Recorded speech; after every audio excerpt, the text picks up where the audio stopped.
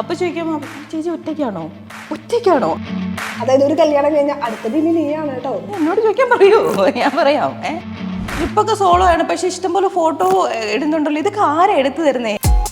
അവിടെ നിന്ന് ഇങ്ങോട്ട് നടക്കൂ, എന്നിട്ട് ആ കൊടിയുടെ ചോട്ടിൽ നിന്ന് അങ്ങോട്ട് നോക്കൂ. ഇതേപോലത്തെ ചില ആൾക്കാരെ കണ്ടുമുട്ടിക്കഴിഞ്ഞാൽ അടിപൊളിയാണ്. ഈ പേരൊന്നും വരുന്നതിന് മുന്നേ തന്നെ നമ്മൾ ഒറ്റയ്ക്ക് ട്രാവൽ ചെയ്യാൻ തുടങ്ങിയതാണ്. അമ്മയിൽ അംഗത്വം എടുത്തിട്ടില്ല.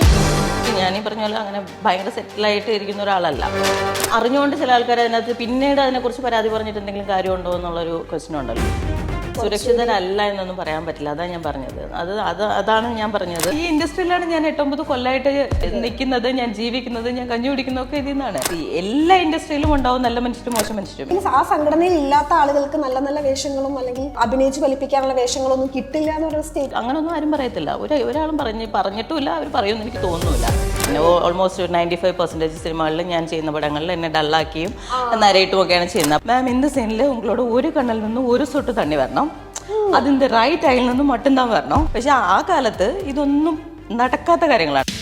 അതൊരു ഞെട്ടലായിരുന്നു. അല്ല, ഞെട്ടലല്ല, സ്റ്റിൽ ഭയങ്കര സന്തോഷം തോന്നി. ഇതൊന്നും നമ്മുടെ കയ്യിലുള്ള കാര്യങ്ങളല്ലല്ലോ. നമ്മൾ അവർ പറയുന്നു, നമ്മൾ ചെയ്യുന്നു, വരുന്നു, പിന്നെ ബാക്കിയൊക്കെ അവരുടെ ചോയ്സാണ്. എന്താ ചെയ്യാനെ കാണുമ്പോൾ എല്ലാവർക്കും ഭയങ്കര ബോൾഡ് ക്യാരക്ടർ ചെയ്യുന്ന ഒരാളെന്നുള്ള. ഹലോ എവ്രിവൺ, ഇന്ന് നമ്മുടെ കൂടെയുള്ളത് ഗീതി സംഗീതയാണ്. ഹലോ. ഹായ്. ഞാൻ ഗീതി സംഗീതികയാണോ ഗീതി സംഗീതയാണോ? കാരണം പലയിടത്ത് നോക്കുമ്പോൾ പല പേരുകളായിട്ടാണ് കാണുന്നത്. നല്ലതല്ലേ ഗീതിക? അങ്ങനെ ഉണ്ടോ? അല്ല, അങ്ങനെയൊക്കെ പലരും പല രീതിയിലും വിളിക്കലുണ്ട്. ഗീതി സംഗീത, അതാണ് പേര്. സംഗീത, അതെങ്ങനെ സംഗീതികയായി എന്നൊന്നും ചോദിച്ചാൽ എനിക്കറിയില്ല. ഞാൻ നോക്കുമ്പോൾ ചിലരൊരു പ്രാസം ഒപ്പിച്ച് പറയുന്നത് ഞാൻ തോന്നുന്നുണ്ട്. രാജീവ് സാറ് ഗീതിക എന്നാ വിളിക്കുക. എന്നിട്ട് സാറ് എന്നെ ഷൂട്ടിന്റെ സമയത്തെല്ലാം ഗീതിക എന്ന്. അപ്പം ഞാൻ തിരുത്താൻ പോയിട്ടില്ല. ലാസ്റ്റ് എപ്പോഴോ ഒരു ദിവസം എൻ്റെ അടുത്ത് ചോദിച്ചു, ഗീതിയാണോ ഗീതിക്കാണോ? പിന്നെ ഗീതി. പിന്നെ എനിക്ക് ഇവിടെ നീട്ടി ഗീതിക. ഞാൻ പിന്നെ അതെനിക്കറിയില്ല. അപ്പം നോർത്തിലൊക്കെ സാറ് കുറെ വർക്ക് ചെയ്യുന്നതല്ലേ, അവിടെ കുറച്ചുകൂടി ഗീതിക എന്ന് പറഞ്ഞ പേര് ഉണ്ട്. അപ്പം അങ്ങനെ ആയിരിക്കണം തോന്നുന്നു. അപ്പം അതുകൊണ്ട് പലരും പലതും എനിക്കും ഡൗട്ടായി. ഇനിയിപ്പോൾ ഇങ്ങനെ ആയിരിക്കും. ഞാൻ ഇൻട്രോ പറഞ്ഞു നോക്കാണ്ട് ചേച്ചിയുടെ മുഖം മാറുകയാണെന്നുണ്ടെങ്കിൽ കറക്റ്റായിട്ട്, കാരണം പേര് കറക്റ്റായിട്ട് പ്രൊനൗൺസ് ചെയ്തിട്ടില്ലെങ്കിൽ അത് ഭയങ്കര നമുക്കങ്ങനെ അത്ര ഇഷ്ടമാകുന്ന ഒരു കാര്യമല്ലല്ലോ. ഓക്കെ, ഇപ്പൊ ഭദ്രയാണ് ഏറ്റവും പുതിയ വിശേഷം. സുമതി വളവിലെ ഭദ്ര എന്തൊരു മേക്ക് ഓവർ ആയിരുന്നു എന്നറിയോ? അത് എനിക്ക് തോന്നുന്നു നമുക്ക് ചേച്ചിയുടെ കുറെ ബോൾഡ് ക്യാരക്ടേഴ്സ് നമ്മൾ കണ്ടിട്ടുണ്ട്. പക്ഷെ അതിനൊക്കെ കുറച്ചും കൂടി എന്താ പറയുക, ഒരു ഹൈ ലെവലായിട്ടായിരുന്നു ഭദ്ര നമ്മളിലേക്ക് എത്തിയത്. അതിന്റെ വിശേഷങ്ങൾ എന്തൊക്കെയാണ്? അതിന്റെ മേക്ക് ഓവർ ആക്ച്വലി എനിക്ക് ഭയങ്കര ഇഷ്ടപ്പെട്ടിട്ടുണ്ടായിരുന്നു. അപ്പോൾ എന്നോട് ആ ക്യാരക്ടറിലേക്ക് കാസ്റ്റ് ചെയ്ത് കഴിഞ്ഞപ്പോൾ തന്നെ എന്നോട് പറഞ്ഞിരുന്നു കുറച്ച് ഇച്ചിരി ഡിഫറെൻ്റ് ആയിട്ടുള്ളൊരു ലുക്കാണ്. ജിത്തു ആയിരുന്നു എൻ്റെ മേക്കപ്പ് മാൻ. അപ്പം അദ്ദേഹം എന്നെ വിളിക്കുകയുണ്ടായി. അപ്പോൾ നമുക്കൊന്ന് ട്രയലൊക്കെ ചെയ്യണം എന്ന് പറഞ്ഞു. പക്ഷേ അതിനുള്ളൊരു സാഹചര്യം ഉണ്ടായില്ല. കാരണം പാലക്കാടായിരുന്നു ഷൂട്ട്, ഞാൻ കൊച്ചിയിലായിരുന്നു. അപ്പോൾ ഷൂട്ടിന് വേണ്ടി പോകുന്ന ദിവസം കുറച്ച് നേരത്തെ എത്തിയിട്ടാണ് അത് ചെയ്തത്. അപ്പോൾ അത് ലുക്ക് ചെയ്തെടുക്കാനായിട്ടൊരു 3.5 മണിക്കൂറോളം സമയമുണ്ടായിരുന്നു. അപ്പോൾ അങ്ങനെ ചെയ്തെടുക്കുമ്പോഴത്തേക്ക് നമുക്ക് എന്നെ സംബന്ധിച്ച് ആക്ച്വലി ഡിഫറെൻറ്റ് അപ്പിയറൻസിൽ വരിക എന്ന് പറയുന്നത് എനിക്ക് ഭയങ്കര ഇഷ്ടമുള്ള കാര്യമാണ്. അപ്പോൾ അതിന് വേണ്ടിയിട്ട് ഞാൻ എങ്ങനെ വേണമെങ്കിലും സാക്രിഫൈസ് ചെയ്യാൻ ഞാൻ റെഡി ആയിട്ടുള്ള ഒരാളുമാണ്. സോ അത് ചെയ്ത് കഴിഞ്ഞപ്പോൾ എനിക്ക് ഭയങ്കര സന്തോഷമായിരുന്നു. ഓക്കെ, ഇതുവരെ കാണാത്തൊരു ലുക്കിലൊരു സാധനം എന്നുള്ളൊരു ഇത്. അത് പക്ഷേ ഭയങ്കര ഇമ്പാക്റ്റ് ഉണ്ടാക്കുന്നുണ്ട് തിയേറ്ററിൽ. ഒത്തിരി ആൾക്കാർ ആ ഫസ്റ്റ് ആ മിന്നലിന്റെ വെളിച്ചത്തിലൊക്കെ കാണുമ്പോൾ പ്രത്യേകിച്ച് കണ്ണുമൊക്കെ അങ്ങനെ ആയതുകൊണ്ട് എല്ലാവരും ഞെട്ടി എന്നൊക്കെ പറഞ്ഞിട്ട് അത് ലെൻസ് ഇട്ടിട്ടാണ്. പക്ഷെ അത് ഈ പറഞ്ഞ പോലെ ഒത്തിരി സമയം അത് മെയിൻറ്റെയിൻ ചെയ്ത്, പ്രത്യേകിച്ച് നൈറ്റ് ഷൂട്ടൊക്കെ ആകുമ്പോഴത്തേക്ക് ഉറങ്ങാതെയും ഒക്കെ നമ്മൾ ഇരിക്കുമ്പോഴത്തേക്കും അത് കുറച്ചധികം പ്രശ്നമായിരുന്നു എനിക്ക്. എന്നിട്ട് പിന്നെ കണ്ണിൽ ഇൻഫെക്ഷനും ഒക്കെ ആയിട്ടുണ്ടായിരുന്നു. പക്ഷെ എന്തായാലും അത് വർത്താണ് എന്നുള്ളതാണ്. സാധാരണ എന്തെങ്കിലും മേക്ക് ഓവർ ഒക്കെ ഉള്ള ആർട്ടിസ്റ്റുകൾ സാധാരണ ആർട്ടിസ്റ്റുകൾ എത്തുന്നേക്കാളും കുറെ നേരത്തെ ലൊക്കേഷനിൽ എത്തണം എന്ന് പറയാറുണ്ട്. അതുപോലെ കുറെ നേരത്തേക്ക് എത്തേണ്ടി വന്നു. അന്ന് ഏകദേശം ഉച്ചയോട് കൂടിയിട്ട് തന്നെ എത്തണം. നൈറ്റ് ആയിരുന്നു ഷൂട്ട്. പക്ഷെ എന്നാലും എല്ലാം നൈറ്റ് ഷൂട്ട് അല്ലേ കൂടുതലും? എനിക്കുള്ളത് നൈറ്റ് ഷൂട്ട് തന്നെയായിരുന്നു. അതെ. അപ്പോൾ അത് കാരണം നേരത്തെ എത്തി, നേരത്തെ തുടങ്ങി. വൈകുന്നേരം ആയപ്പോഴത്തേക്കും ഞങ്ങൾ റെഡി ആയിരുന്നു. പക്ഷെ ആ ഷൂട്ട് ആക്ച്വലി ആ സ്റ്റോറി ടെല്ലിങ് എടുക്കുന്നത് രാത്രി 1:30 മണിക്കാണ്. അപ്പോൾ അതുവരയ്ക്കും ആ സാധനത്തിലിരിക്കുക എന്നൊക്കെ പറയുന്ന ഒരു സാധനം. അത് ചേച്ചി അവിടെ ഇരുന്ന് അതിന്റെ സ്ക്രിപ്റ്റ് ഒക്കെ വായിച്ച് പഠിക്കുന്ന ഒരു വീഡിയോ ഒക്കെ കണ്ടായിരുന്നു. 3 പേജ് ഡയലോഗ്, 3 പേജ്. അത് എൻ്റെ ഒറ്റ ടേക്കായിരുന്നു ആ കഥ. സ്റ്റോറി ടെല്ലിങ് ആ ഫുൾ കഥയും ഫസ്റ്റ് ടേക്കിലായിരുന്നു ആ സാധനം. അപ്പൊ അതിനുവേണ്ടി പഠിക്കണമല്ലോ. പണ്ടേ പഠിക്കുന്ന കാര്യത്തിൽ മുന്നിലായിരുന്നു. അത്യാവശ്യം പഠിക്കുന്ന കൂട്ടത്തിൽ തന്നെയായിരുന്നു. പിന്നെ നമ്മൾ തിയേറ്ററൊക്കെ ചെയ്യുന്നതുകൊണ്ട് നാടകമൊക്കെ നമ്മൾ 2.5 മണിക്കൂർ സ്റ്റേജിൽ നിന്ന് ചെയ്യണമെങ്കിൽ പറഞ്ഞ പോലെ എല്ലാം പഠിക്കണമല്ലോ. അപ്പം അതുകൊണ്ടാണ് ഈ ആൾക്കാർ പ്രോംപ്റ്റ് ചെയ്ത് ചെയ്യുന്നവരെ കാണുമ്പോഴത്തേക്ക് എനിക്ക് അതിശയമാണ് അവരെങ്ങനെയാണ് ഈ കേട്ട് പറയുക എന്നുള്ളത്. അവരെ സംബന്ധിച്ചിടത്തോളം അവർക്ക് നമ്മൾ പഠിച്ച് ചെയ്യുന്നത് എങ്ങനെയാണെന്നായിരിക്കും അവരുടെ അതിശയം. പക്ഷേ സ്റ്റിൽ ഓക്കെ, ഈ ഭദ്രയുടെ ഒരു നരേഷനിലേക്ക് ഇപ്പൊ കഥ വരുന്നുണ്ടല്ലോ, ഇപ്പൊ നമ്മൾ സ്പോയിലർ ആയിട്ട് പറയുന്നില്ല. അപ്പൊ ആ കഥ അങ്ങനെ തുടങ്ങുന്ന സമയത്ത് അത് കഴിയുമ്പോൾ ഇത് അനിമേഷനിലേക്കാണ് മാറുന്നത്. അപ്പൊ അതിനെ കുറിച്ച് കുറെ ആളുകൾ അതിന്റെ ആവശ്യമില്ലായിരുന്നു എന്നുള്ള കുറെ കമന്റ്സ് വരും. ചേച്ചി കണ്ടായിരുന്നു അത്? പിന്നെ എന്നോട് ഒത്തിരി പേര് അതിനെക്കുറിച്ച് പറഞ്ഞായിരുന്നു. ആക്ച്വലി അത് ചേച്ചിയുടെ ഫേസിൽ തന്നെ കഥ പോവുകയും മറ്റുള്ളവരുടെ റിയാക്ഷൻ അതിൻ്റെ ഇടയ്ക്കെല്ലാം വരുമല്ലോ. അപ്പോൾ അത് കുറച്ചുകൂടി ഇമ്പാക്റ്റ് ഉണ്ടായിരുന്നു. ഇതൊന്നും നമ്മുടെ കയ്യിലുള്ള കാര്യങ്ങളല്ലല്ലോ.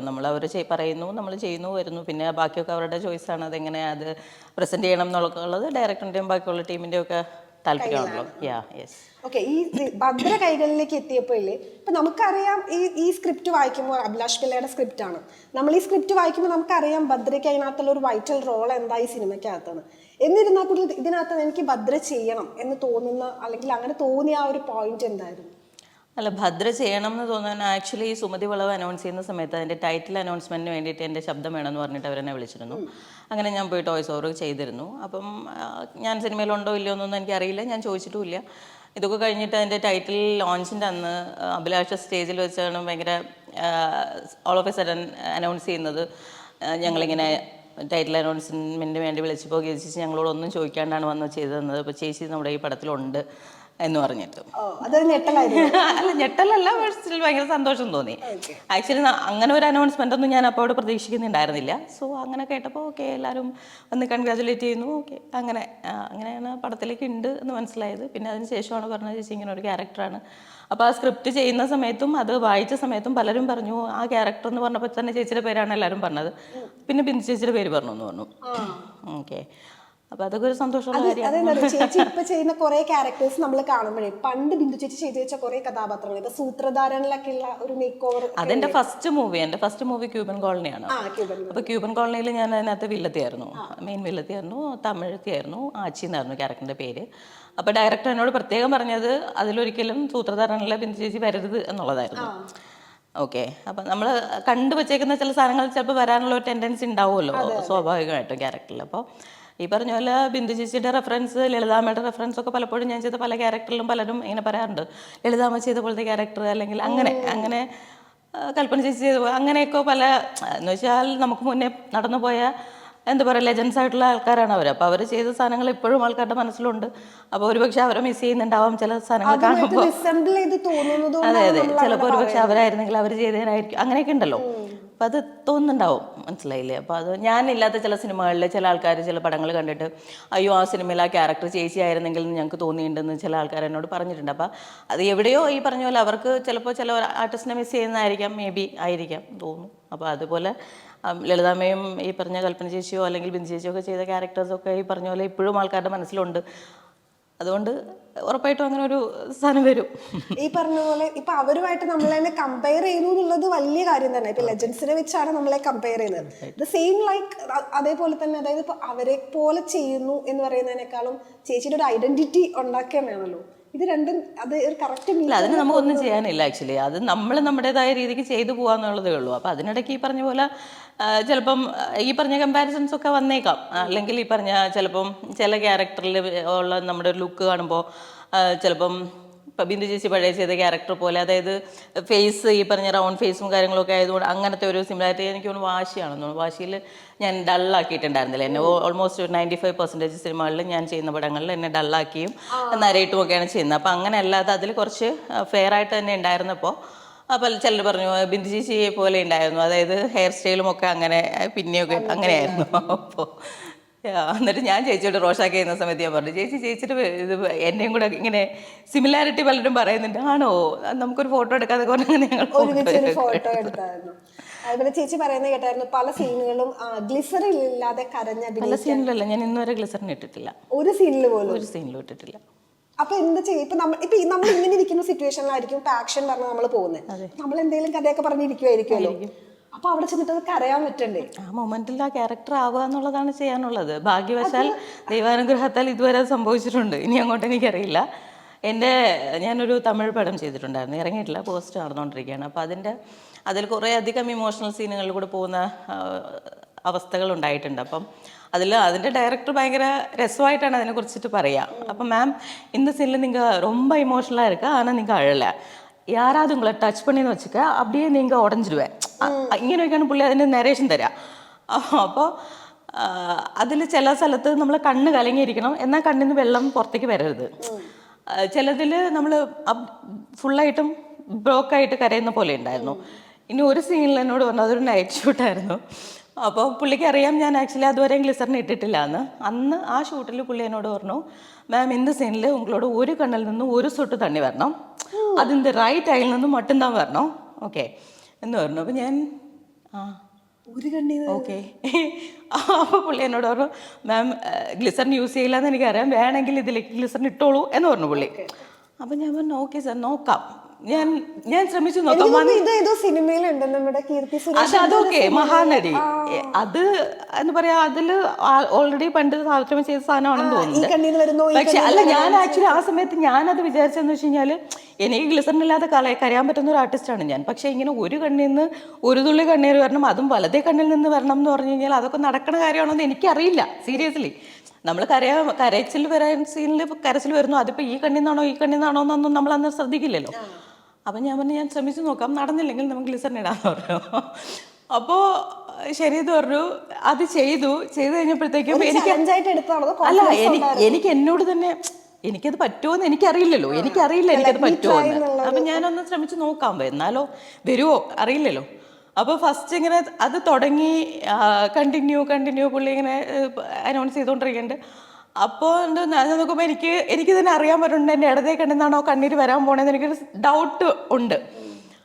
അപ്പോൾ അത് കഴിഞ്ഞിട്ട് പക്ഷെ പുറത്തേക്ക് വന്നത് ഈ കണ്ണിന്നുള്ള കണ്ണീരാണ്. എന്നിട്ട് കട്ട് വിളിച്ചിട്ട് ഞാൻ, അപ്പോൾ ക്യാമറ എൻ്റെ തൊട്ട് ഫ്രണ്ടിലാണുള്ളത്. അപ്പോൾ കട്ട് വിളിച്ച് കഴിഞ്ഞപ്പോൾ ഞാൻ സിനിമാറ്റോഗ്രാഫറോട് ഞാൻ ചോദിച്ചു ആക്ച്വലി എന്തായിരുന്നു വലതേ കണ്ണിൽ നിന്ന് തന്നെ വരണം എന്ന് പറയാൻ കാരണം എന്ന് വെച്ചപ്പോൾ എന്നോട് പറഞ്ഞു ലൈറ്റിങ്ങിൽ അങ്ങനെയാണുള്ളത്, ഈ കണ്ണ് ഷാഡോയിലും ഈ കണ്ണ് കുറച്ച് ബ്രൈറ്റ് അങ്ങനെയാണ് അവർ ലൈറ്റ് ചെയ്തേക്കുന്നത്. സോ അത് അപ്പോൾ ഇതിൽ നിന്ന് തന്നെ വന്നാലാണ് അത് അറിയാം എന്ന് പറഞ്ഞു. അപ്പോൾ ശരിക്കും അപ്പോൾ എനിക്ക് ഓക്കെ അങ്ങനെയും വരാൻ പറ്റുമെന്ന് എനിക്കന്ന് മനസ്സിലായി. ഇതൊക്കെ എപ്പോഴും നടക്കുമെന്നൊന്നും ചോദിച്ചാൽ എനിക്കറിയാൻ പാടില്ല, പക്ഷെ സ്റ്റിൽ അങ്ങനെ നടന്നു, സന്തോഷം. അതൊക്കെ വല്ലാത്തൊരു സംഭവം. നമ്മൾ ഈ പറഞ്ഞ പോലെ വർക്ക് ചെയ്തുകൊണ്ടിരിക്കുമ്പോൾ നമ്മുടെ കൂടെയൊക്കെ വർക്ക് ചെയ്യുന്ന കുട്ടികളൊക്കെ പുതിയ ആൾക്കാരായിട്ടൊക്കെ വരുന്ന ആൾക്കാരില്ലേ, അപ്പോൾ അവരിങ്ങനെ ചോദിക്കും ചേച്ചി ഇങ്ങനെ ഗ്ലിസറിൻ ഇല്ലാതെ. അത് ചിലർക്ക് ഗ്ലിസറിൻ ഇട്ടാൽ കരച്ചിൽ വരാത്ത കുട്ടികളെ ഞാൻ കണ്ടിട്ടുണ്ട്. അതായത് ഗ്ലിസറിൻ ഇട്ടിട്ട് കണ്ണീര് വരുന്നില്ല. അതായത് ഞാൻ നേരെ കണ്ടതാണ്, എൻ്റെ കൂടെ സീനിലുണ്ടായിരുന്ന ഒരു കുട്ടിയാണ്. അപ്പോൾ ഗ്ലിസറിൻ ഇട്ടിട്ടും കണ്ണീര് വരുന്നില്ല. അത് മേ ബി അവരുടെ എന്തെങ്കിലും എന്താ പറയുക ഫിസിക്കൽ കണ്ടീഷനോ എന്തെങ്കിലും ആയിരിക്കാം, മേ ബി എനിക്കറിയത്തില്ല. പക്ഷെ അപ്പോൾ അവരെന്നോട് ചോദിക്കുന്നത് ചേച്ചി എങ്ങനെയാണ് ഇങ്ങനെ മറ്റേ ടക്ക്, അതെനിക്കറിയത്തില്ല. അനുഭവങ്ങൾ ഇഷ്ടം പോലെ ഇല്ലേ ഈ ജീവിതത്തിനിടെ, എന്തും അനുഭവങ്ങളുള്ളത് ഇഷ്ടം പോലെ അനുഭവങ്ങൾ. അത് ഇമോഷണൽ മെമ്മറീസ് ആക്ച്വലി വർക്ക് ചെയ്യും, ഇത്തരം സീൻസിൽ വർക്ക് ചെയ്യും. പക്ഷെ പിന്നെ കൂടുതലും ഞാൻ ആ ക്യാരക്ടറിന്റെ ഇമോഷനിൽ തന്നെയാണ് ഞാൻ ഹോൾഡ് ചെയ്യുക. അല്ലെങ്കിൽ ഈ പറഞ്ഞ പോലെ നമ്മളുടെ ഇമോഷൻ എന്നൊക്കെ പറഞ്ഞാൽ അത് എപ്പോഴും ഈ പറഞ്ഞ പോലെ ഇത്തരം സിറ്റുവേഷനിൽ വർക്ക് ആവണമെന്നില്ല. അപ്പം അതാ ഞാൻ നേരത്തെ പറഞ്ഞ ദൈവാനുഗ്രഹത്താൽ ഇതുവരെ എല്ലാം ഓക്കെയാണ്. എനിക്ക് തോന്നുന്നു നാടകത്തിൽ വന്നതിന്റെ കുറച്ചുകൂടി അതിന്റെ ഒരു ഹെൽപ്പ് ഇവിടെ യൂസ്ഫുൾ ആവുന്നുണ്ടെന്ന് തോന്നുന്നു. പിന്നെ ഈ പറഞ്ഞ പോലെ ഒറ്റയ്ക്ക് ജീവിക്കുന്ന ഒരു സ്ത്രീ എന്നുള്ള ഒരു ടാഗ് ലൈൻ ഒരു സംഭവം ഉണ്ടല്ലോ, അപ്പൊ അതിന്റെ കുറെ ബുദ്ധിമുട്ടുകൾ അല്ലെങ്കിൽ ഒറ്റയ്ക്ക് ജീവിക്കുന്നതിൽ ആക്ച്വലി എല്ലാവരും ബുദ്ധിമുട്ടുകളാണ് കാണുന്നത്. അതിനകത്ത് ഒരുപാട് നല്ല കാര്യങ്ങളുണ്ട്. അതുണ്ട് സത്യം. അതായത് നമുക്ക് ഒരു കമ്മിറ്റ്മെന്റും ഇല്ല. അപ്പൊ നമ്മുടെ വീട്ടുകാർ അമ്മ അച്ഛൻ എന്നുള്ളത് ഒഴിച്ചു കഴിഞ്ഞാൽ ഫ്രണ്ട്, ബാക്കി നമുക്ക് ഒരു കമ്മിറ്റ്മെന്റും ഇല്ല. എന്നോട് അത് പല ആൾക്കാരും പറയാറുണ്ട്, എന്റെ ലൈഫ് കണ്ട് അസൂയപ്പെടുന്ന എന്തൊരു ആൾക്കാരുണ്ടെന്ന് അറിയോ. സീരിയസ്ലി ഈവൻ ബോയ്സ് വരെ പറയാറുണ്ട് അടുത്ത ജന്മത്തിലെങ്കിലും ഗീതിയായിരുന്നെങ്കിൽ. ഞാനൊക്കെ ഈ പറഞ്ഞ പോലെ കോളേജിൽ പഠിക്കുന്ന സമയത്ത് നമ്മുടെ ആഗ്രഹം എന്താ, അയ്യോ ഒരു ആൺകുട്ടി ആയില്ലല്ലോ, അപ്പൊ നമുക്ക് ഈ പറഞ്ഞ പോലെ സെക്കൻഡ് ഷോയ്ക്ക് പോവാം, നമുക്ക് ഈ പറഞ്ഞ പോലെ ബൈക്ക് എടുത്തിട്ട് ഒറ്റയ്ക്ക് കറങ്ങാൻ പോവാം, രാത്രികളിൽ പുറത്തിറങ്ങാം, ചായ കുടിക്കാൻ പോവാം അല്ലേ. അന്നൊക്കെ ഈ പറഞ്ഞ പോലെ ഇതൊന്നും നമ്മള് ഞാനൊക്കെ ആ വളർന്ന അല്ലെങ്കിൽ കോളേജ് ടൈമിലൊന്നും നമുക്കൊന്നും ഇപ്പൊ പെൺകുട്ടികൾ പോകുന്നുണ്ട്, രാത്രി പുറത്തിറക്കുന്നുണ്ട്, അവർ ചായ കുടിക്കാൻ പോകുന്നുണ്ട്, ഒക്കെ ചെയ്യുന്നുണ്ട്. പക്ഷെ ആ കാലത്ത് ഇതൊന്നും നടക്കാത്ത കാര്യങ്ങളാണ്. അപ്പം നമ്മൾ ആഗ്രഹം എന്താണ്, അയ്യോ ഞാനൊരു ആൺകുട്ടിയായില്ലല്ലോ എന്നുള്ളതായിരുന്നു. പക്ഷെ ബോയ്സ് ചിലർ ഇതുപോലെ പറയും, എനിക്ക് നീ ജീവിക്കണമെങ്കിൽ നിന്നെ പോലെ ജീവിക്കണം, അല്ലെങ്കിൽ അടുത്ത ജന്മത്തിൽ ഗീതയാണ്. ഞാൻ പറഞ്ഞു ഗീത ആയാൽ പോരാ, ഇതേപോലെ ജീവിക്കാൻ പറ്റണമല്ലോ. അപ്പം അങ്ങനെ അപ്പം അത് ഭയങ്കര എന്താ പറയുക, എൻ്റെ റിലേറ്റീവ്സും എൻ്റെ എല്ലാവരും പറയാറുണ്ട്. അതായത് ഞാൻ ഈ നിന്ന നിൽപ്പിലെ യാത്രകൾ പോവാം.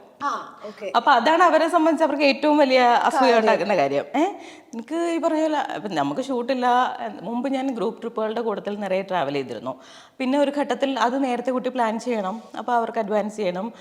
ഫ്ലൈറ്റ് മുന്നേ ബുക്ക് ചെയ്യുക, അങ്ങനെയൊക്കെ ഉള്ള സിറ്റുവേഷൻസ് ഉള്ളപ്പോൾ നമുക്ക് ഷൂട്ട് വന്നാൽ നമുക്ക് അതാണല്ലോ ഇമ്പോർട്ടൻറ്റ്. അപ്പം നമ്മളത് ക്യാൻസൽ ചെയ്യേണ്ടി വരും, പൈസ തിരിച്ച് കിട്ടില്ല. അങ്ങനെ ആയപ്പോൾ ഞാൻ കുറേ കൂടുതലായിട്ടും സോളോ ട്രിപ്പുകളിലേക്ക് പോയി. അപ്പം ഞാൻ എപ്പോഴാണോ ഫ്രീ, എൻ്റെ കയ്യിൽ എന്തെങ്കിലും ഉണ്ടെങ്കിൽ അപ്പോൾ ട്രാവൽ ചെയ്യാം എന്നുള്ള. അതെ, ഞാൻ തലേദിവസമൊക്കെ തീരുമാനിച്ചൊക്കെ യാത്ര പോയിട്ടുണ്ട്. ലഡാക്കിലേക്കൊക്കെ തലേദിവസം തീരുമാനിച്ച് യാത്ര പോയി. അപ്പം ഞാൻ കോമഡി എന്താ വെച്ചാൽ സോളോ ആയിരുന്നു. അപ്പം ഞാൻ ഡൽഹിയിലേക്കുള്ള ഫ്ലൈറ്റിലിരിക്കുന്ന സമയത്ത് സ്റ്റോറി ഇട്ടിട്ടുണ്ടായിരുന്നു. അപ്പോൾ ഞാൻ എൻ്റെ സിസ്റ്റർ രാത്രിയിലാണല്ലോ ഞാൻ തീരുമാനിക്കുന്നത്, അപ്പം ഞാൻ അവളെ വിളിച്ചില്ല. രാവിലെ നേരത്തെ ഞാൻ പോവുകയും ചെയ്തു. അപ്പം ഞാൻ ഡൽഹിയിൽ ഇറങ്ങിയപ്പോൾ അവളുടെ മെസ്സേജ്, ഫ്ലൈറ്റിലിരിക്കുന്ന ഫോട്ടോ കൊണ്ട് എങ്ങോട്ടാണാവോ. അപ്പോൾ തന്നെ ഞാൻ വിളിച്ചിട്ട് അയ്യോ സോറി ഡി, ഞാൻ ഇന്നലെ തീരുമാനിച്ചത്, വിളിച്ചു ഒരാൾ സമയം കിട്ടിയില്ല, പെട്ടെന്ന് തീരുമാനിച്ചത്.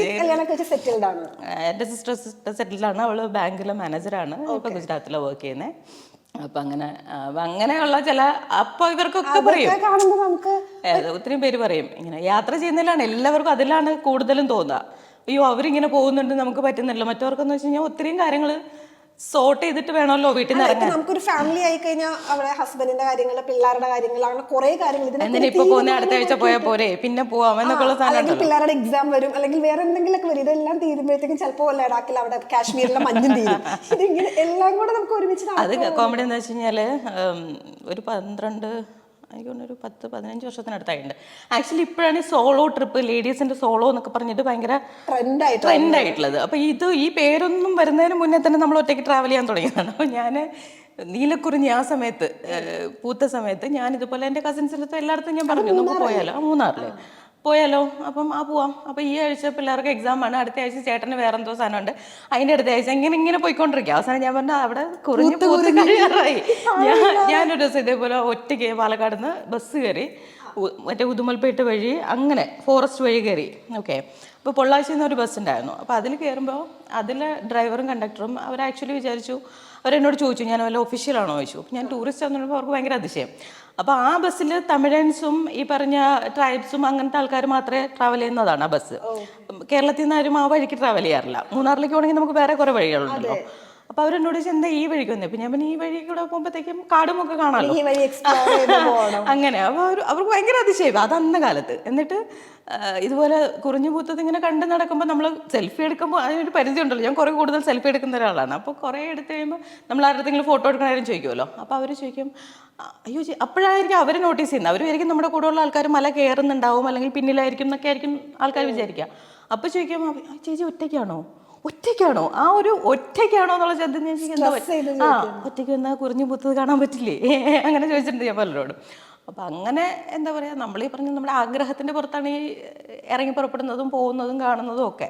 ഇപ്പം ഈ ചേച്ചിയോട് ഈ പറഞ്ഞ പോലെ നമുക്ക് അസൂയൊക്കെ ഉണ്ടെങ്കിൽ സാധാരണ നമ്മൾ കണ്ടുവന്നേക്കും നമ്മൾ 20 അല്ലെങ്കിൽ 22 ഒക്കെ കഴിയുമ്പോഴത്തേക്കും പഠിച്ച് നമ്മൾ ഫാമിലിയിൽ നിന്നൊക്കെ ഒന്ന് മാറി ജോലിയൊക്കെ കിട്ടി ഒന്ന് സെറ്റിലായ ഒരു, ഇപ്പം എനിക്ക് തോന്നുന്നു ഇപ്പോൾ ഒരു 28-29 വരെയൊക്കെ പിടിച്ചു നിൽക്കാം നമുക്ക്.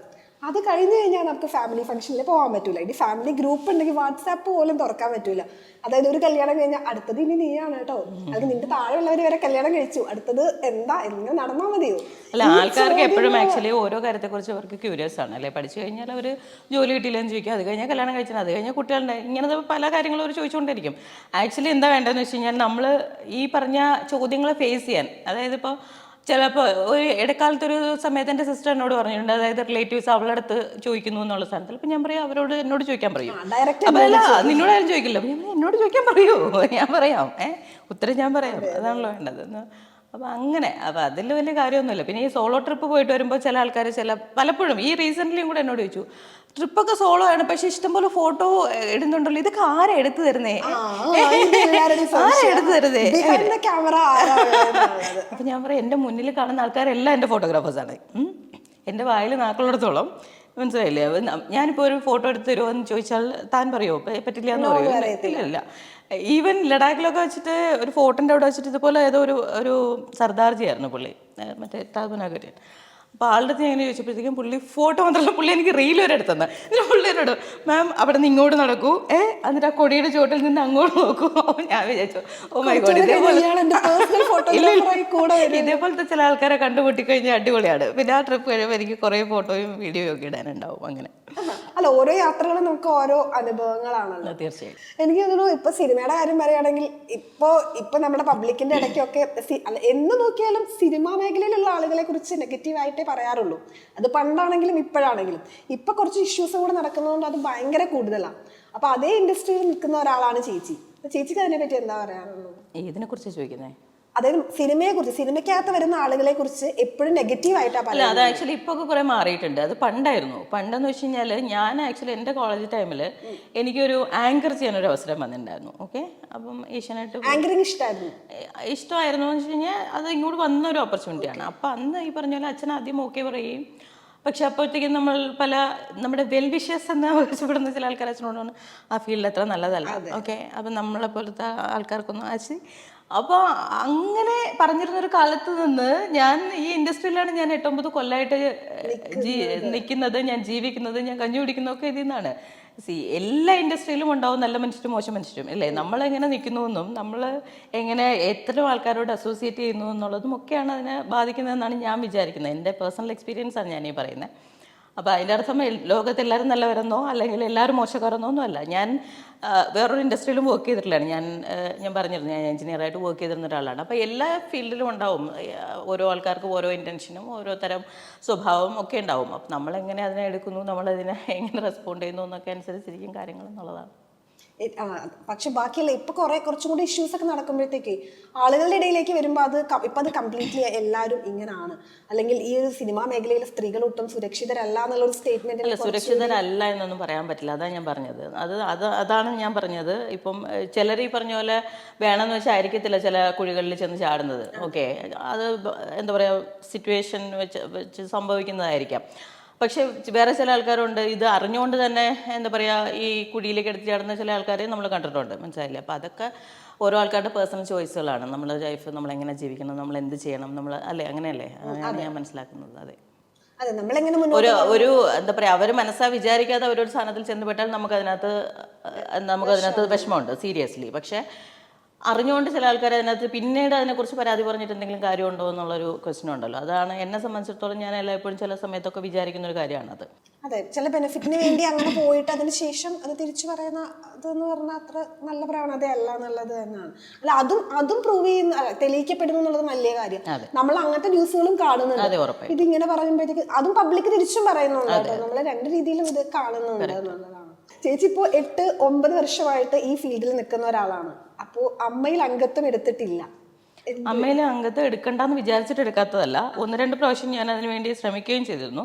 പക്ഷേ ഈ പറഞ്ഞ പോലെ ഫിനാൻഷ്യലി ഞാൻ ഈ പറഞ്ഞ പോലെ അങ്ങനെ ഭയങ്കര സെറ്റിലായിട്ട് ഇരിക്കുന്ന ഒരാളല്ല. അപ്പം നമ്മളെ സംബന്ധിച്ചിടത്തോളം നമ്മൾ വർക്ക് വരുന്നു, പിന്നെ വർക്കില്ലാത്ത സമയത്ത് നമ്മൾ അതിൽ കൂടെയാണ് റോൾ ചെയ്ത് ജീവിച്ച് പോയിക്കൊണ്ടിരിക്കുന്നത്. അപ്പോൾ മുമ്പത്തെ പോലെ മാസം സാലറി വരിക, ബോണസ് ഇൻസെൻറ്റീവ് ഒന്നും ഇല്ലല്ലോ. ഇതിപ്പോൾ വർക്കുള്ളപ്പോൾ വർക്കുണ്ട്, ഇല്ലാത്തപ്പോൾ ഇല്ല, അങ്ങനെയാണ്. അപ്പം ഈ പറഞ്ഞ പോലെ അമ്മയിൽ ഈ പറഞ്ഞ പോലെ ഒരു മെമ്പർഷിപ്പ് ഫീയും കാര്യങ്ങളൊക്കെ ഉണ്ട്. അപ്പോൾ ഈ സമയത്ത് 2 പ്രാവശ്യം എനിക്ക് അവിടെ മെമ്പർഷിപ്പ് സാങ്ഷൻ ആയതാണ്. പക്ഷെ ആ സമയത്ത് എൻ്റെ കയ്യിൽ ഫണ്ട് ഉണ്ടായിരുന്നില്ല. അപ്പം അങ്ങനെ ഒരു സിറ്റുവേഷനിൽ അപ്പം ഞാനത് കുറച്ചും കൂടെ കഴിഞ്ഞിട്ട് നോക്കാം എന്നുള്ള രീതിയിൽ മാറ്റി വെച്ചാണ്. അല്ലാതെ അമ്മയിൽ മെമ്പർഷിപ്പ് എടുക്കണ്ട എന്നൊന്നും ഞാൻ വിചാരിച്ചിട്ടില്ല. തീരുമാനം അതായത് ഇപ്പം അമ്മയിൽ മെമ്പർഷിപ്പ് എടുക്കണമെങ്കിൽ കുറച്ച് ഫിനാൻഷ്യലി സ്റ്റേബിൾ ആയി പോയാലേ പറ്റൂ. അല്ല, അങ്ങനെയല്ല. അതിപ്പോൾ നമ്മൾ റോൾ ചെയ്താലും മതി, ആ ഫണ്ട് അങ്ങനെ കൊടുക്കണം. പക്ഷെ ആ സമയത്ത് അത് ഇത്ര സമയത്തിനുള്ളിൽ അടച്ചില്ലെങ്കിൽ അത് ലാപ്സ് ആവും മെമ്പർഷിപ്പ് എന്ന് എനിക്കറിയത്തില്ലായിരുന്നു. അതാ പറ്റിയത്, മനസ്സിലായില്ലേ? അതിന് ആരെയും പറഞ്ഞിട്ട് കാര്യമില്ല. അതെ, അത് ഇത്ര സമയത്തിനുള്ളിൽ അതിൻ്റെ ഒരു പേയ്മെന്റ് അടച്ചില്ലെങ്കിൽ ആ മെമ്പർഷിപ്പ് ലാപ്സ് ആവും. പിന്നെ വീണ്ടും നമ്മൾ സെയിം പ്രോസസ്സിൽ കൂടെ പിന്നെയും പോകണം. അപ്പൊ അങ്ങനെ നോക്കുകയാണെങ്കിൽ ഇപ്പൊ അമ്മയിൽ മെമ്പർഷിപ്പ് ഇല്ലാത്ത ചേച്ചി ഇപ്പൊ ഞങ്ങളുടെ മുന്നിൽ ഇത്രയും നല്ല നല്ല കഥാപാത്രങ്ങൾ ചെയ്യുന്നുണ്ട്.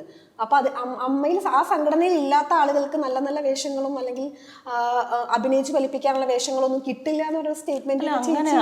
അങ്ങനെ ഇവിടെ ആരും സംഘടനയിലെ ആൾക്കാർ പോലും അങ്ങനെ പറയുമെന്ന് എനിക്ക് തോന്നുന്നില്ല. കാരണം എന്ന് വെച്ച് കഴിഞ്ഞാൽ ഞാൻ എൻ്റെ തുടക്ക സമയത്താണ്, എനിക്ക് തോന്നുന്നു വെള്ളം ചെയ്തുകൊണ്ടിരിക്കുന്ന സമയത്താണ്, പ്രജേഴ്സൻ്റെ വെള്ളം ചെയ്തുകൊണ്ടിരിക്കുന്ന സമയത്ത് ഇടവേള ബാബുചേട്ടൻ അതിനകത്ത് ഒരു ക്യാരക്ടർ ചെയ്യുന്നുണ്ടായിരുന്നു. അപ്പോൾ അന്ന് ഞാൻ അദ്ദേഹത്തിനോട് അവിടെ നിന്ന് ചോദിച്ചിരുന്നു ഈ പറഞ്ഞ പോലെ അമ്മയിലെ മെമ്പർഷിപ്പ് എടുക്കാനുള്ളതിൻ്റെ എന്താണ് അതിൻ്റെ ഫോർമാലിറ്റീസ്, എങ്ങനെയാണ് അത്, എനിക്കതിൻ്റെ പ്രോസസ്സൊന്നും അറിയത്തില്ലായിരുന്നു അന്ന്.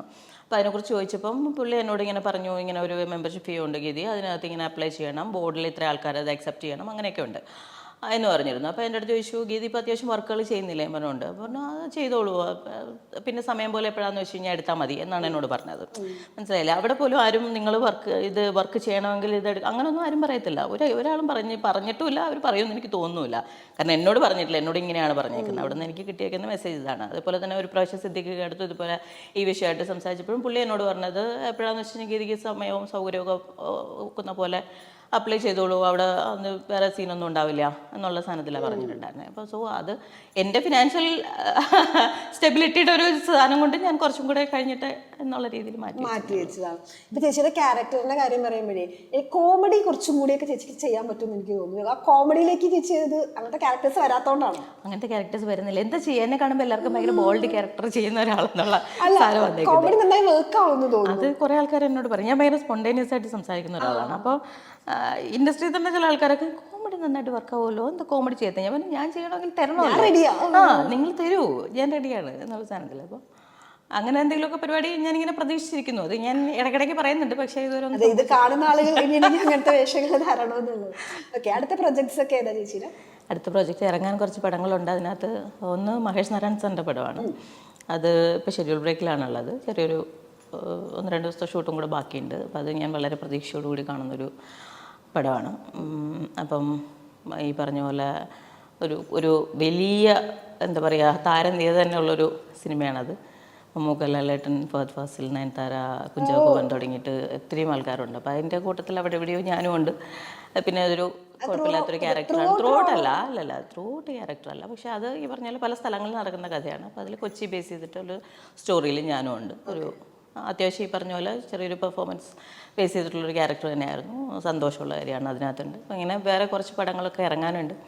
അപ്പോൾ അതൊക്കെ ഇങ്ങനെ ഏതെപ്പോൾ ഇറങ്ങുന്നതെന്ന് നമുക്ക് ഒരു ഐഡിയയും ഉണ്ടാവില്ല എന്നുള്ളതാണ്. അപ്പോൾ ചില പടങ്ങൾ ഈ പറഞ്ഞ പോലെ ഇറങ്ങാൻ കുറച്ച് സമയമെടുക്കും, അങ്ങനെയൊക്കെ ഇരിക്കുന്നു. അപ്പോൾ അത് പിന്നെ ഒരു തമിഴ് പ്രോജക്റ്റ് നടന്നുകൊണ്ടിരിക്കുന്നുണ്ട്. അതിൻ്റെ ഒരു ബാലൻസ് ഷൂട്ടിങ്ങും ഉണ്ട് ചെന്നൈയിൽ. അപ്പോൾ അതും എന്താ പറയുക വേറൊരു പരിപാടിയാണ്.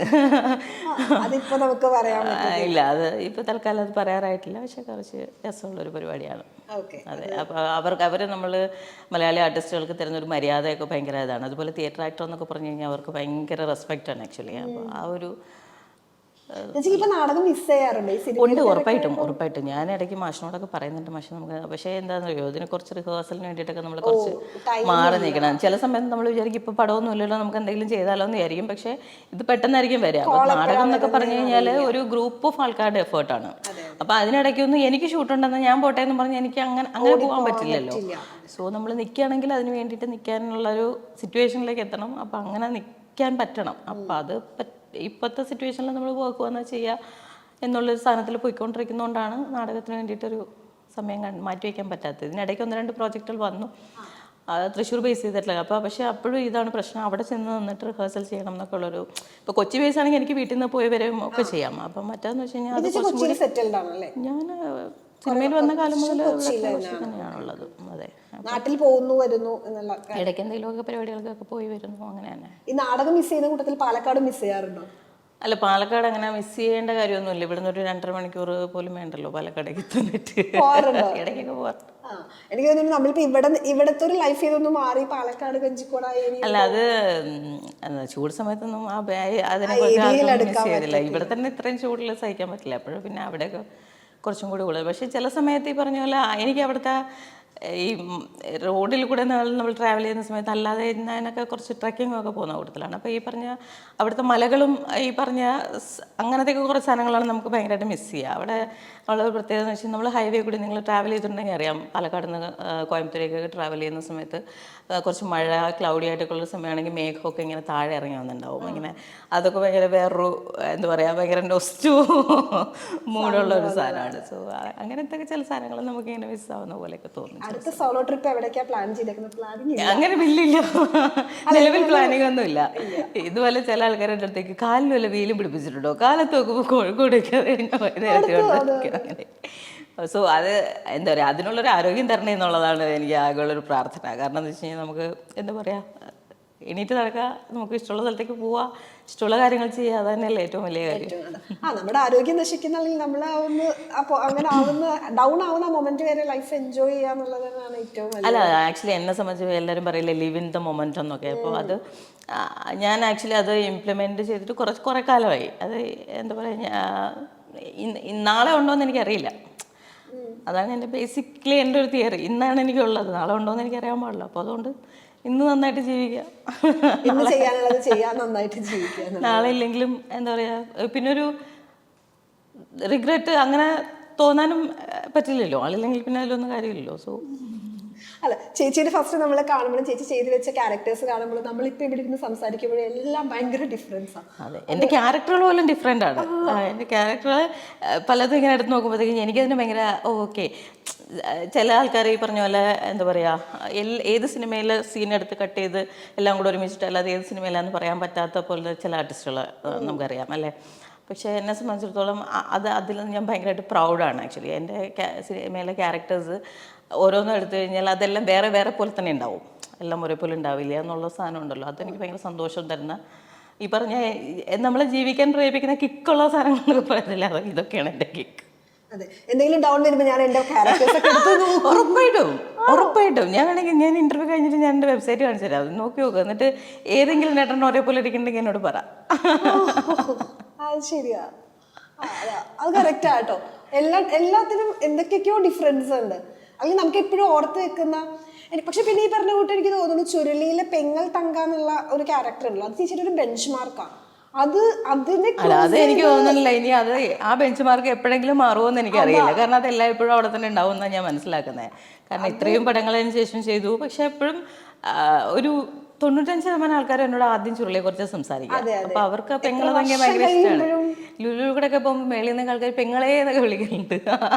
എന്നാലും പെങ്ങളെന്നാണല്ലോ. അപ്പൊ ഈ പറഞ്ഞ കൂട്ട് ഇപ്പൊ ഭദ്ര ചെയ്തു, ഭദ്ര വളരെ നന്നായിട്ട് തന്നെ ചെയ്തിട്ടുണ്ട്. എന്നാലും അവിടെ സെറ്റ് ചെയ്ത് വെച്ചേക്കുന്ന ആ ഒരു ബെഞ്ച് മാർക്കിനെ ക്രോസ് ചെയ്ത് മേളിൽ കയറാന്നുള്ളത് അതൊരു ചലഞ്ച് തന്നെയാണ്. അതിനടുത്ത സിനിമാക്കാർ തന്നെ വിചാരിക്കണം അതിനപ്പുറത്തേക്ക് നിൽക്കുന്ന ഒരു ക്യാരക്ടർ തരാനും എന്നെ കൊണ്ട് അത് പെർഫോം ചെയ്യിപ്പിക്കാനും ഒക്കെ എന്താ പറയുക, അങ്ങനെയുള്ള റൈറ്റേഴ്സും ഡയറക്ടേഴ്സും ഒക്കെ തീരുമാനിക്കട്ടെ. അപ്പോഴേ വേറൊരു പരിപാടി നടക്കുകയുള്ളൂ. പിന്നെ ഈ പറഞ്ഞ പോലെ ഞാനും അതിനുവേണ്ടി വെയിറ്റ് ചെയ്തിരിക്കുകയാണ്. കുറച്ച് എന്താ പറയുക, വ്യത്യസ്തമായിട്ടുള്ള, വീണ്ടും ഇനിയും വ്യത്യസ്തമായിട്ടുള്ള ക്യാരക്ടേഴ്സ്, അല്ലെങ്കിൽ കുറച്ച് കോമഡി ക്യാരക്ടേഴ്സ് അങ്ങനെയൊക്കെ ഉണ്ടല്ലോ. ഇനി വ്യത്യസ്തമായ രീതിയിൽ അല്ലെങ്കിൽ വ്യത്യസ്തമായ വേഷങ്ങൾ ഓൾറെഡി നമ്മൾ കുറെ കണ്ടു കഴിഞ്ഞു. ഇനി ഞങ്ങൾക്കത് കാണാൻ ഇനിയും ഇഷ്ടംപോലെ ഉണ്ട്. ഈ ലോകത്ത് കോടാനുകോടി മനുഷ്യന്മാരുണ്ടല്ലേ, എല്ലാം വളരെ വ്യത്യസ്തമാണ്. അപ്പൊ അതുപോലെ വളരെ വ്യത്യസ്തമായിട്ടുള്ള ക്യാരക്ടേഴ്സ് ഇനിയും ഇഷ്ടംപോലെ ഉണ്ടാവട്ടെ, വരണം. ചേച്ചിയിൽ ഇറങ്ങാൻ പോകുന്ന എല്ലാ സിനിമകൾക്കും എല്ലാവിധ ഭാവുകങ്ങളും. Thank you so much. കണ്ടതിൽ ഭയങ്കര അധികം സന്തോഷം. ഹാപ്പിയാണ് കേട്ടോ. Thank U.